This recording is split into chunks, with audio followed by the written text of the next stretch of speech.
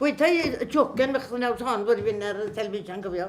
A mam nawr oedd bwtwr yn byw y bwys ni yn mynd chi fel. A nawr oedd y moyn i mam par ni mwchyn bach. A wedodd mam na, sa wyldon bylon i gwr nawr, sa wyldon bylon i gael agor y foch. Mae'r twr ddim yn iawn.